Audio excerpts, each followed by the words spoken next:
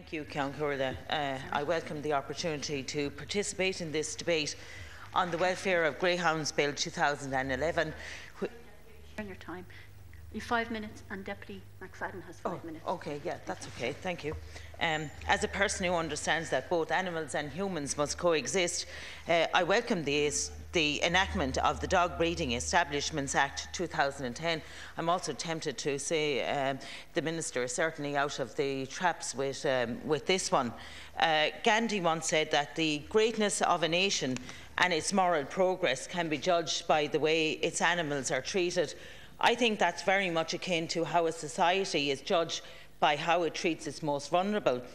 And we, as a developed society, recognise the sentinel qualities of animals. Objectives in this legislation are designed to improve the level of welfare to a specific animal species. The Treaty of Amsterdam, which came into force in May 1999, included a protocol on animal welfare designed to ensure improved protection and respect for the welfare of animals as sentient beings. Animals, like humans, have the capacity to experience pleasure and pain, happiness and suffering. Any being that demonstrates that capacity has an unwavering right to have their welfare protected. Rather than take an over-sentimental view towards this bill, recognising that this species holds an economic value, it is therefore incumbent on us to maintain their welfare. As other speakers have said, the greyhound industry contributes an estimated 500 million into local economies. This makes it a very valuable industry indeed. This industry is based on the manipulation of a canine species for monetary gain. This would not happen in the natural world. Therefore, based on this manipulation by us, comes the responsibility to protect the species involved, just as we would protect any worker in any industry. And it will also ensure a level of stability within the greyhound industry. Apart from the UK, animal welfare is not a high priority in pan-European legislation. This bill should therefore ensure a level of stability into that greyhound industry. This bill will move their welfare ahead of the European norm.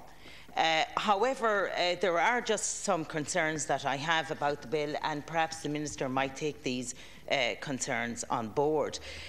What I think is an area that is perhaps missing is a penalty for those who abuse greyhounds and in turn who abuse the industry. Also, a recurring thing that is happening in legislation in the Dáil is the reference to local authorities.